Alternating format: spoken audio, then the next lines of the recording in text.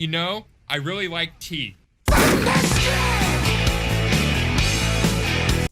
know this is basically yesterday's news at this point, but I really think we need to talk about the whole Markiplier and another YouTuber named Penguins0.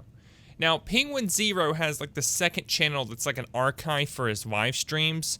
I suppose he does them on Twitch or something, and it has like 50 to 70,000 subs, while his main Penguins channel has like 5 million subs. Anyway, he posted a clip of him reacting to this old meme of some guys dressing up like cartoon characters like SpongeBob and the squirrel from Ice Age and stuff like that. And they walked around the side of this van and then pretended to like take this guy and beat him, right? It wasn't really very funny, but it wasn't violent, and they actually didn't really hurt him or anything. It was just all staged, supposed to be funny, just purely out of randomness. But it wasn't something that you would call graphic or violent. You know, it wasn't like somebody had a chainsaw or something like that. I personally didn't think it was very funny, but a lot of people did. Whatever, doesn't matter. It doesn't matter whether I thought it was funny or not at the end of the day, because what happened was he got a strike for it for encouraging bullying and harassment. And so he took to Twitter, like you do, and basically said, well, why did I get a strike for this? Markiplier reacted to the exact same thing. What about him? And so then Markiplier comes onto Twitter, and you know, Markiplier, he's like 5 times the size of Penguins. He's got like, what, 4 million subs at this point? And he says, yeah, good point, YouTube, where's my strike? And so then like an hour or so later, YouTube gives him a strike. And he goes back to Twitter, and he's like, lol, there it is. It's crazy. Like, these are large YouTubers. Markiplier is probably one of the biggest YouTubers on the whole platform. And they just struck him for this one little clip he reacted to? That is absolutely ridiculous. So, yeah, basically these two guys reacted to a meme and they got struck for it for encouraging bullying and harassment. It's absolutely ridiculous. So, of course, what happened was both of them made videos talking about it and stuff, and so there's this huge outrage and reaction from YouTube viewers over this, and then YouTube kind of came back and said, sorry, we messed up. Let us remove the strikes. Your videos are fine. We're over-enforcing the policies, da-da-da. Which is good. I mean, makes sense. They're listening, so that's a good sign in and of itself, but it doesn't excuse them from the fact that that was a stupid thing to do anyway. I just wonder how YouTube continues to make these same sort of mistakes. I've tried to do a little research into it, and I think honestly part of the problem is ever since the whole COVID thing started, they've sent a lot more of their real workers home, and more of their real workers have been commuting from home. And so they've taken a lot of their strikes and stuff and the things that have to do with striking down content and moved that over to bots. And I know that because they announced that way back in like April or May or sometime this past spring. And I haven't seen many people talking about this, but most of these strikes and stuff you're seeing, those are from bots that don't really know a lot better, whereas previously it was by people. So this wasn't as big of a problem, you know, a year or so ago. But I actually got a strike for a Doki Doki Literature Club live stream. Yeah, I was just streaming Doki Doki Literature Club, playing the game, and I got struck for it about 3 hours into the stream. I actually had to stop the stream because YouTube stopped it for me. Now, I appealed the strike, and actually in about 10 minutes, it was back up. So, it was weird, but it was clearly just a malfunction of the bots. But the weird part is, it seems like YouTube, like they've struck down Markiplier in response to what he said on Twitter, unless that was just really good timing. So why? Why would somebody do this? Again, these are big channels. Isn't there some way to like legitimately look into this and say, oh, hey, this is wrong.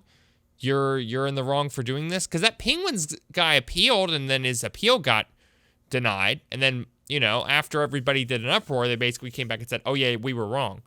What if they were smaller channels and there was no uproar? They would have just had to suck it up and deal with it? It's pathetic. And again, this is happening to bigger creators. How much of this happens to smaller ones? Like, Me or my buddy Sugar Cat. My buddy Sugar Cat actually made a video on the same topic this morning. And in that video, he informed his viewers that he did like a kind of laugh, you lose, or as he calls it, you giggle, you're gone reaction style video, like a lot of people do. And in one of them, apparently a kid hit his sister with like a cereal box upside the head, like kids do. And his video was taken down for child endangerment. Are you serious? Hitting another kid with a cereal box upside the head is child endangerment now? You have got to be kidding me. Now, a lot of people have been going on to YouTube and talking about how is YouTube prioritizing taking down reactions to little memes and GIFs and funny stuff when there's people actively abusing animals on their platform. And that is a really, really good point. You can look it up. There's tons of videos of people abusing animals and doing it for views and getting away with it. And a ton of people have been talking about that. But let me bring up something else. Let me bring up another good point. According to YouTube's own terms of service, you're not allowed to upload or post anything to YouTube that would be considered pornographic. But there are a ton, and I do mean a ton, of age-restricted pornographic productions on YouTube. Now, I personally don't go watching these things, but I know that they're there, and I know what to type in order to find them. Large productions of series with images in the thumbnail that are inappropriate are on YouTube. And then I'm not talking about like a Twitch streamer has a wardrobe malfunction and somebody uploaded a clip and it's down in 2 days. I'm talking about like big budget productions that are been uploaded years ago and are still there. Nobody's talking about that, but I'm going to bring that up. So what about that, YouTube? You've got all these things, this plus the animal abuse, stuff that actually violates your terms of service that you're not really doing anything about. But you're going to go after YouTubers, big and small, for reacting to memes and jokes because apparently they're promote bullying or child endangerment or harassment or something silly like that. Like, that's just sad. It really is. It's sad. It smacks more of a personal and political agenda than actually enforcing terms of service across the board. Like, in some respects, YouTube is really turning into Twitch, and not in the good way. As a YouTuber, I really, really don't want to see that happen because that would just be a shame.